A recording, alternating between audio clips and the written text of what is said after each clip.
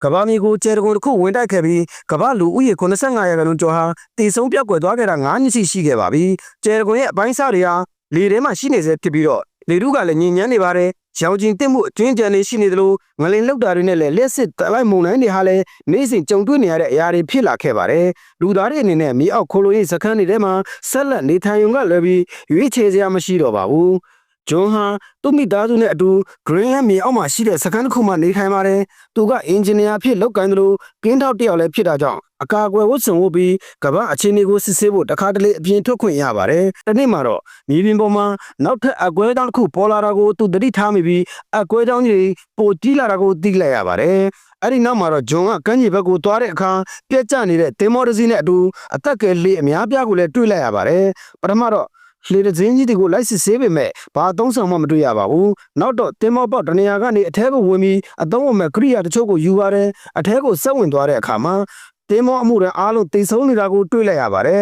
။အန်ဆွဲတစ်ခုထဲမှာတော့လှပတဲ့ဘန်းလေးတစ်ပွင့်ညှက်ထားတဲ့မတ်စုစာအုပ်တစ်ခုကိုတွေ့ပြီးယူလာခဲ့ပါတယ်။အဲ့ဒီအချိန်မှာပဲဘန်ကာတဲကလူတစ်ယောက်ကမုံတိုင်းလာနေကြောင်းရေဒီယိုကနေသတိပေးနေပါတယ်။ဂျွန်ဟာလျှက်စစ်တန်လိုက်မုံတိုင်းသူ့နောက်ကနေအရှိန်နဲ့လိုက်လာတာကြောင့်အမြဲဆုံးပြေးရပါတော့တယ်။ကံကောင်းစွာနဲ့ပဲမုံတိုင်းမရောက်ခင်မှာဘန်ကာတကားဝကိုကြော်လိုက်နိုင်ပြီးတကားကိုအထင်မီပြန်ပိတ်နိုင်ခဲ့ပါတယ်။အဖွဲ့သားတွေကသူ့ကိုပို့တက်ဆင်ပေးပြီးနောက်မှာတော့ဂျွန်တယောက်တေးပင်းနဲ့ဘလောက်နီးကပ်ခဲကြောင်းတွေးမိပြီးထိတ်လန့်နေပါတယ်။လက်ရှိကဘာကြီးရဲ့အခြေအနေကြောင့်သူခံစားနေရတာတွေကိုရှင်ဖွင့်မှုစိတ်ကူထုံဆရာအောင်နဲ့တွားတွေ့ပါတယ်။ဆရာအောင်ကလူတိုင်းစိတ်တန်ရနေကြပေမဲ့မရသူတို့ဟန်ဆောင်နေကြကြောင်းရှင်းပြပြီးဟန်မဆောင်ပဲမိသားစုနဲ့ပုံပုံလေးနေဖို့အကြံပေးပါတယ်။တစ်ချိန်လေးမှာပဲဂျွန်ရဲ့ဇနီးအလီဆန်ကတော့ရိတ်ခါပြက်လက်မှာစိုးရိမ်နေတဲ့အခြားစခန်းခေါင်းဆောင်တွေနဲ့အစည်းအဝေးလုပ်နေပါတယ်။ညသာစားချိန်မှာဂျွန်ကတင်မောပေါ်ကရလာတဲ့ဘန်းပွန်လေးကိုအလီဆန်ကိုပေးပါတယ်။အဲဒီနောက်မှာတော့နေတန်အပြင်ထွက်ခဲ့ကြောင်းအလီဆန်ကဝန်ခံခိုင်းတဲ့အခါဂျွန်ကလည်းစိတ်ဆိုးပြီးနေတန်ထမင်းစပွဲပေါ်ကထားသွားတဲ့အထိစူးပိုးသွားတော့တယ်။ပြီးတော့ဇနီးမောင်နှံနဲ့အတူကကြပေမဲ့ဂျွန်ပြန်ပြီးတော့ချောင်းဆိုးမှာကိုအလီဆန်ကစိတ်ပူနေပါတယ်။အခန်းထဲမှာပဲနေတန်ကဓမီရဲ့အပေါက်ဖော်ထားတဲ့ဆောင်ရဲကိုအသုံးပြီးမြန်းချက်ပေါ်မှာကျဲပုံတွေပေါ်အောင်လုပ်ခါအပြင်မှာကောင်းကင်ကိုကြည့်နေရသလိုစိတ်ကူးရင်နေပါတယ်။နောက်တစ်နေ့မှာတော့ဂျွန်ကဘန်ကာနိုင်ငံဒီမှာအကွဲတောင်းတွေပေါ်လာတာကိုတွေ့လိုက်ရပါတယ်။အပြင်ထွက်သွားတဲ့နှင်းရင်မောင်းကလည်းအပြင်လမ်းမှာဒုက္ခသည်တွေကိုကယ်တင်လာပါတယ်။ရှင်ပုံမှန်နေရမလောက်လို့လူအထုပ်ကိုထားခဲ့ရတာကြောင့်ဒုတိယတစ်ခေါက်ထပ်သွားဖို့ခွင့်ပြုချက်တောင်းပါတယ်။အာဒမ်ကချက်ချင်းညင်းပယ်ပြီးနေရာနဲ့ရိတ်ခါမလောက်ကြောင်းထပ်ပြောပါတယ်။အဲ့ဒီအချိန်မှာပဲငလင်ထက်လုပ်ပြီးနှင်းရင်မောင်းနဲ့အဆက်အသွယ်ပြတ်သွားပါတယ်။ဘန်ကာကပုံမှန်ထက်ပိုတုံခါလာပြီးလူတွေရောပရိဘောဂတွေပါပြိုလဲကုန်ပါတယ်။ရုတ်တရက်အခန်းမောင်းစုံကမျက်နှာကျက်တွေပြိုကျလာပြီးလူတွေပြိမိထိခိုက်ကုန်ပါတော့တယ်။ဂျွန်ရဲ့ခေါင်းကိုအပိုင်းစားတစ်ခုထိမှန်သွားပြီးဖုံမုံတွေကြောင့်ချောင်းပိုဆိုးလာပေမဲ့တငယ်ချင်းတစ်ယောက်ကသူ့ကိုအခန်းထဲကနေဆွဲထုတ်ပေးပါတယ်။အော်အော်တဲ့နေမြည်လာပြီးဘန်ကာကထက်လှုပ်လာသလိုပေါက်ကွဲတဲ့နေလဲကြားနေရပါတယ်။ဂျွန်ဟာအလီဆန်ကိုကဲဖို့ရုံးငတ်စီပြေးသွားပါတယ်။အလီဆန်လည်းအပိုင်းစားတွေပြနေတာပါ။သူမကိုဆွဲထုတ်ပေးပြီးတားဖြစ်သူကိုလိုက်ရှာကြပါတယ်။နေတန့်ကိုအခန်းထဲမှာမျက်နှာဖုံးတက်လျက်သားတွေ့ပေမဲ့ကလေးကတက်ရှူရခတ်နေပါတယ်။ဂျွန်ကထွက်ပြေးဖို့မျက်နှာဖုံးတွေထက်ရှာနေတော့မိသားစုကိုပစ္စည်းတွေတင်ခိုင်းတာပါတယ်လူတွေကအလက်ငကြားနဲ့ဘန်ကာအနှံ့ပြေးလွှားနေကြပေမဲ့ဂျွန်ကလော်ကာရစီရောက်သွားပြီးမျက်နှာဖုံးတချို့ယူလာနိုင်ခဲ့ပါတယ်နေတန်လည်းတက်သွားတာကြောင့်မိသားစုတွေထွက်ပြေးဖို့ပြင်ဆင်ကြပါတယ်တုံခါမှုတွေဆက်ဖြစ်နေတာကြောင့်နိုင်ငံနေစတင်ပြိုကျလာပါတယ်ထောက်ပတ်မှာလူအုပ်ကြီးစုပြုံနေပြီးတကားကတဝက်ပဲပွင့်နေပါတယ်အဲ့ဒီကနေထွက်လို့မရနိုင်မှသိတော့ဂျွန်ကအရှိဘက်လှိုင်ကောင်းလမ်းအတိုင်းမိသားစုကိုခေါ်သွားပါတယ်။ကန်ဆူးစွာနဲ့ပဲလှိုင်ကောင်းကပြိုကျနေပေမဲ့အခြားရွေးစရာလမ်းမရှိတာကြောင့်အပျက်စီးတွေအောက်ကနေတွားသွားကြပါတယ်။ငလင်းကြောင့်သူတို့ပြိုကျလူနီးပါးဖြစ်နေပေမဲ့အမြန်သွားလာပြီးလှန်ကောင်းကိုဖျက်ကျော်ကတခြားတကားပေါ်တစ်ခုကိုရှာတွေ့သွားပါတယ်။ဂျွန်ကခလုတ်နှိပ်ပြီးတကားပွင့်လိုက်တာနဲ့အခန်းကပုံမြင်မြင်ကျလာပါတယ်။မိသားစုကအမြန်ပြေးပြီးအပြင်ကိုဘေးကင်းစွာပြင်ရောက်သွားပါတယ်။အသက်ရှင်သူတွေဟိုတီတီပြေးလွှတ်နေကြပြီးရေပန်းတွေလည်းပန်းထွက်နေကြပါတယ်။နေတန်လူစုကွဲသွားတာကြောင့်ဂျွန်တို့ဇနီးမောင်နှံပြန်ရှာတဲ့အခါမှာလဲကျနေတဲ့အမီနာကိုနေတန်ကတွဲထူပေးနေတာကိုတွေးလိုက်ရပါတယ်။သူတို့အမီနာကိုပါခေါ်ပြီးကမ်းခြေဘက်ပြေးကြပါတယ်။ကမ်းခြေမှာအသက်ရှင်ကျန်သူတွေကလွတ်မြောက်ဖို့အတွက်လှေပေါ်တက်နေကြပါတယ်။လူတွေကအရန်များလို့လှေရစီတိတ်မောက်သွားပြီးလူအုပ်ကြီးရေထဲပြုတ်ကျကုန်ပါတယ်။မျောလင်းချက်မဲနေတဲ့လူတချို့ကအာတန်ရဲ့မျက်နှာဖုံးကိုလူဖို့ကြိုးစားနေကြလို့ဂျွန်နဲ့အဲလစ်ကဝင်ပြီးကူညီပေးပါတယ်။လူတယောက်ကဂျွန်စီခုံအုပ်ပြီးသူ့မျက်နှာဖုံးကိုလူယူသွားနိုင်ခဲ့ပေမဲ့ဂျွန်တို့ကအာဒမ်ကိုကန်ဆက်စီဆွဲခေါ်လာနိုင်ခဲ့ပါတယ်။ လေတစည်းပဲကျန်တော့တာမို့ဂျွန်ကမိသားစုနဲ့အခြားလူတွေထို့ကိုအမြန်တက်ခိုင်းလိုက်ပါတယ်။အလီဆန်ကလူများများခေါ်ခြင်းမဲ့မောင်းသူကလူများရဲ့လှေမြုပ်သွားမယ်လို့ပြောတာကြောင့်ကျန်တဲ့လူတွေကမျက်နှာကိုကြည့်ပြီးတကားပိတ်လိုက်ရပါတော့တယ်။အပြင်ကလူတွေကလှေမထွက်မချင်းလှေကိုတွေ့ကတ်ထားကြပါတယ်။အဲ့ဒီအချိန်မှာပဲ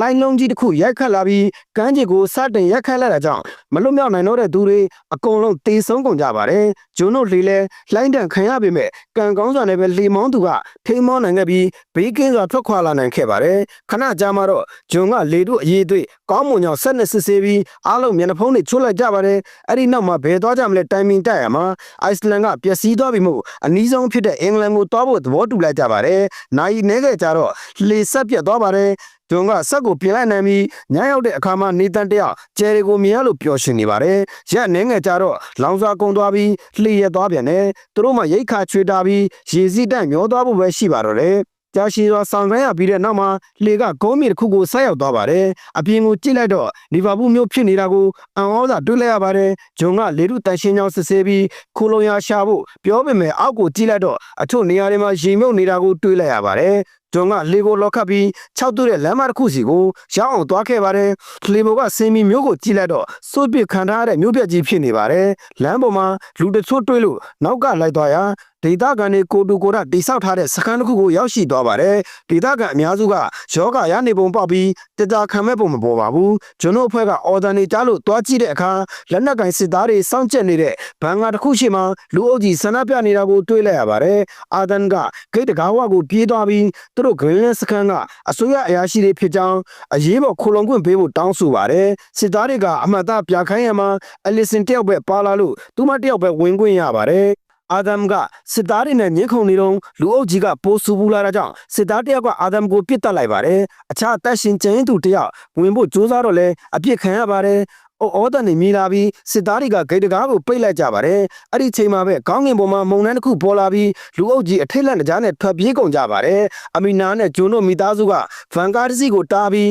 းအီဘိုဆိုသူကိုလန်ဒန်ကိုလိုက်ပို့ပေးဖို့ပြောပါတယ်။အီဘိုကအဖိုးခတောင်းတာကြောင့်ဂျွန်ကသူ့လက်ပတ်နိုင်ကိုပေးလိုက်ရပါတယ်။ကားကမုံနှန်းလွတ်ရာကိုအချိန်မီမောင်းထွက်လာနိုင်ခဲ့ပါတယ်။အလီဆန်ကနေတန်ကိုဖတ်ပြီးနှစ်သိမ့်ပေးနေတယ်လို့အမီနာကလည်းအာဒမ်အတွက်ပူဆွေးနေပါတယ်။အိုဘီကလူတွေဟာအစားအစာတွက်ဆိုရင်လူတက်ဖို့လဲဝန်မလေးကြောင့်ပြောပြပါတယ်။နိုင်နေငယ်ကြတော့တစ်တော်တစ်ခုထဲမှာကားရက်ပြီးနားကြပါတယ်။အိုဘီကစစ်လေးတောင်းရင်သူကလွန်ခဲ့တဲ့12နှစ်ကနိုင်ဂျီးရီးယားကနေအင်္ဂလန်ကိုရောက်လာတာဖြစ်ပြီးနောင်တမရကြောင်းပြောပါတယ်။ဂျွန်ကပြင်သစ်နိုင်ငံအခြေအနေကိုမေးတဲ့အခါမှာတော့အိုဘီကအဲ့ဒီနေရာကအရန်အန်တရများပြီးတွင်းနဲ့ကြီးဆိုတာယုံနှက်စကားလိုပဲထင်ကြောင်းပြောပါတယ်။ရုတ်တရက်ဂစ်တန်နေကြားပြီးကောင်းကင်ကနေကျဲရကွန်အပိုင်းစားတွေပြတ်ကျလာတာကိုတွေးလိုက်ရပါတယ်။အားလုံးကတစ်ပင်ကြီးတစ်ပင်အောက်မှာပုံခုန်နေပြီးပြေးကင်ထားကြပါတယ်။အပိုင်းစားတွေကသူတို့အပေါ်ကနေဖြတ်ကျော်သွားပြီးတစ်ပင်ထိပ်ဖြားတွေကိုပျက်စီးသွားပါတယ်။လေပြင်းတွေတိုက်ခတ်လာပေမဲ့လူစုကွဲမသွားအောင်အားတင်းထားကြရပါတယ်။အိုဘီကသူ့စီမှာကားတစ်စီးပဲရှိတာဆိုပြီးကားစီကိုပြေးသွားပါတယ်။ဒါပေမဲ့အပိုင်းစားတွေမြေပြင်ပေါ်ကျွေကျလာပြီ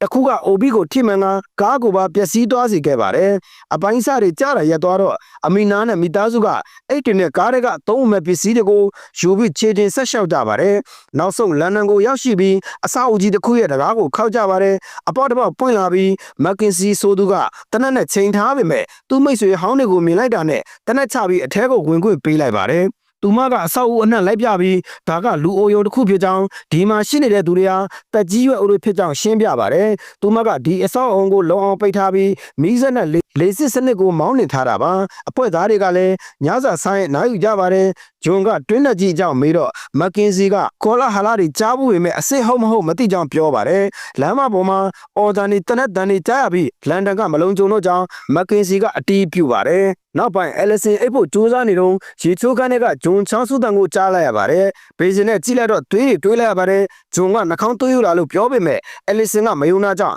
ဂျွန်ကလျှို့ချက်ကိုဖွင့်ပြောလိုက်ပါတယ်။ဘန်ကာတွေကဆရာဝန်တယောက်ကဒီလိုတွေးထက်တာယောဂလက္ခဏာတစ်ခုဖြစ်ပြီးအသက်ရှင်မှု6ပတ်ကနေ10ပတ်လောက်ပဲကျန်တော့ကြောင်းပြောခဲ့တာပါ။အလီဆန်စိတ်သက်သာသွားပြီးဂျွန်ရဲ့နောက်ဆုံးအချိန်ကိုဒီလူအိုယိုမှာပဲမိသားစုနဲ့အေးအေးဆေးဆေးကုံဆုံးကြကြောင်းပြောပါတယ်။ဒါပေမဲ့ဂျွန်ကဒီမှာအသေးမခံနိုင်ကြောင်းသူငြိမ်းချမ်းစွာတည်ဆုံးနိုင်ဖို့သူ့မိသားစုအတွက်နေစရာအသက်တစ်ခုရှာပေးကြကြောင်းညင်းဆိုပါတယ်။နောက်တစ်နေ့မှာမက်ကင်စီကစွပ်ပစ်ခံထားရတဲ့ကားတွေကတစည်းနဲ့ကာကွယ်ဖို့အတွက်တနက်တက်လက်ပေးခဲ့ပါတယ်။နှုတ်ဆက်ဖတ်ပြီးနောက်အမီနာနဲ့မိသားစုထွက်ခွာလာခဲ့ကြပါတယ်။နိုင်နေနဲ့ကြားလို့တောလန်တိုင်းမောင်းလာရင်နေတန်စိတ်မပြောမရှင်ဖြစ်နေတာကိုဂျွန်သတိထားမိလို့ ကားစီရင်စောတဲ့ဂိမ်းကစားဖို့ပြောပါတယ်ရုတ်တရက်ကြီးစံတောင်းကကားမှန်ကိုဖောက်ဝင်ပြီးအမီနာကိုထိမှန်တာပွဲချင်းပြီးသေဆုံးသွားပါတယ်ချုံမုတ်ထဲကလူတချို့ကကားကိုလိုချင်လို့ဆက်ကိုမထိအောင်ရှောင်ပစ်နေကြပါတယ်ဂျွန်ကကားနောက်မှာနေရာယူပြီးပြန်ပစ်ရမှာဓမြတွေတယောက်ပြီးတယောက်သေဆုံးကုန်ပါတယ်တယောက်ပဲကြံတော့တဲ့အချိန်မှာဂျွန်ကကြီးစံကုန်သွားပါတယ်ကန်ကောင်းစွာနဲ့အလီဆင်မှာတနက်ပိုးပါလာပြီးကြံတယောက်ကသူတို့ကိုဒုက္ခမပေးခင်ပြစ်တက်နိုင်လိုက်ပါတယ်နှစ်သိပ်အားပေးပြီးနောက်အမီနာကိုမြင်မြုပ်တကြိုလိုက်ကြပါတယ်ဂျွန်ကဆူတောင်းစကားတွေပြောပြီးနှုတ်ဆက်ကြပါတယ်လူတယောက်သေသွားပြီဖြစ်ပေမဲ့ဆူတောင်းပေးတာကသူတို့ကိုကောင်းစားစေခြင်းတို့ဖြစ်နေတာကြောင့်နေတန်ကထူးဆန်းနေပါတယ်နိုင်နေငယ်ကြတော့တဲကန်ရလို့နေရာကြီးတစ်ခုကိုရောက်သွားပြီးဒါဟာအင်္ဂလိပ်ရေလက်ကြားကြီးခန်းချောက်သွားတာဖြစ်ကြောင်းသိလိုက်ရပါတယ်အနည်းဆုံးတော့လှေစီးစရာမလိုတော့ပါဘူးဒီဆက်လာရင်မြေပြင်ပေါ်မှာတင်မော့တွေကွန်တိန်နာတွေနဲ့စပိန်ရွက်လေကြီးတစ်စင်းကိုပါတွေးလိုက်ရပါတယ်မိုင်နေငယ်ကြတော့ကားတွေနဲ့အသက်ရှင်ကျန်သူတွေရှေ့မဆက်နိုင်မဲ့ပိတ်မိနေတာကိုတွေ့လိုက်ရပါတယ်အင်္ဂလန်နဲ့ပြင်သစ်ကြားမှာကြီးမားတဲ့ကြောင်းတက်ကြီးတစ်ခုဖြစ်ပေါ်နေပြီးအလွန်အန္တရာယ်များတဲ့ကျိုးတရားလေးကပဲဖြတ်တန်းလို့ရပါတယ်နေတန်ကကြောက်လန့်ပြီးမကူးရဲဘူးလို့ပြောတော့ဂျွန်ကအားတက်အောင်အရင်ကူးပြပါတယ်မိသားစုကကျိုးတရားပေါ်ဖြည်းဖြည်းချင်းရှောက်သွားကြပါတယ်ဂျွန်ချောင်းဆိုးလိုက်လို့ခြေချော်လူနေပါဖြစ်ပေမဲ့ပြန်ထိန်နိုင်ခဲ့ပါတယ်ရုတ်တရက်လေပြင်းတိုက်ခတ်လာပြီးတရားကိုတွန်းကန်နေလို့မပြုတ်ကျအောင်အတင်းဖတ်ထားရပါတယ်ကန်ကောင်းစွာနဲ့လင်းငိန်သွားပြီးကြောက်ကမ်းမအလဲကကြောက်ဆောင်တစ်ခုစီရောက်သွားပါတယ်အဲ့ဒီကြောက်ဆောင်ကနေတစ်ဖက်ကန်းကိုလင်းနှစင်းနဲ့ဆက်ထားပါတယ်မိသားစုအနားယူနေတော့ငလင်လှုပ်လာပေမဲ့ကန်ကောင်းလို့ဘယ်သူမှပြုတ်မကျသွားပါဘူး၃ယောက်သားလေကားပေါ်ကနေတက်ပြီးတောသွားကြပါတယ်ဒါပေမဲ့ငလင်လှုပ်လာလို့ရက်ပြီးအတင်းဖတ်ထားရပြန်လေကြောက်တုံးတွေပြိုကျလာပြီးမကြခင်မှာပဲကျိုးရကြီးပြက်သွားကလူတော်တော်များများตีဆုံးသွားကြပါတယ်ကျန်တဲ့လေကားတစ်ခုကနေလူတစ်ယောက်ကဗရာမရှိတော့တာမြင်ပြီးပြန်လှည့်ရမှာတခြားလူတယောက်ကိုတွန်းချလိုက်သလိုဖြစ်သွားပါတယ်အဲ့ဒီလေကားကရှော့ကျလာလို့အဲ့ဒီလူကခုံလိုက်ရနေတန့်ပေါ်ပြုတ်ကျလာပြီးကြောက်ဆောင်ကြီးပါပြိုကျသွားပါတယ်ဒုတိယလေကားနဲ့လူချို့လက်အဲ့ဒီပေါ်ကနေပြုတ်ကျကုန်ပါတယ်အဲ့ဒီလူလက်မထိန်နိုင်မဲ့ပြုတ်ကျသေးဆုံးသွားပါတယ်ဒါပေမဲ့နေတန့်ကလေကားအစုံကိုဖမ်းမိတာလို့မိဘတွေကပြန်ဆွဲတင်ပေးလိုက်နိုင်ပါတယ်အခုခြေချင်းခီစက်ကြရပါပြီဘလောက်ပဲရှော့ရှော့ကန္နရကြီးဝက်တွေ့နေရပါတယ်ရုတ်တရက်တနက်တန်ကြားရပြီးဒဲနစ်ဆိုတဲ့သူကတနက်နဲ့ချိန်ထားတာကိုတွေးလိုက်ရပါတယ်သူတို့ကဓမြမဟုတ်မှန်းသိတော့တနက်ချပြီးသူ့အိမ်ကိုခေါ်သွားပါတယ်မနစ်နင်းငယ်ကြတော့ပြင်သစ်မြောက်ပိုင်းကိုရောက်သွားပါတယ်ဒဲနစ်ကစိတ်ဟောင်းတစ်ခုမှနေပြီးကားအင်ဂျင်ကိုဆူလာပြားတွေနဲ့ချစ်ဆက်ကလျှက်စစ်မီရအောင်လုပ်ထားပါတယ်သူ့သမီးကာမီနဲ့ရောင်ကြည်တင်မှုကြောင့်အာယုံကျော်ထိခိုက်နေပြီးစကားမပြောနိုင်လမ်းမလျှောက်နိုင်တော့တဲ့သူ့ဇနီးတို့နဲ့မိတ်ဆက်ပေးလိုက်ပါတယ်ညစာစားချိန်မှာဂျွန်တို့မိသားစုတွန်းနဲ့ကြီးစီသွားနေမှဒဲနစ်တည်သွားပြီးအဲ့ဒီနေရာကအရန်အန်ဒီရများကြောင်းသတိပေးပါတယ်မြို့နှမျိုးပဲကြံတော့ပြီးပြင်သစ်စစ်တပ်အကျွင်းကြံတွေအပါအဝင်လူတွေတွင်းနဲ့ကြီးကိုထိန်းချုပ်ဖို့တိုက်ခိုက်နေကြတာပါကာမီကနေတန့်ကိုသူ့အခန်းခေါ်သွားပြီးဒဲနဲ့အခြားဆောက်ဦးတွေကရှာဖွေစုဆောင်းထားတဲ့ပစ္စည်းတွေကိုပြပါတယ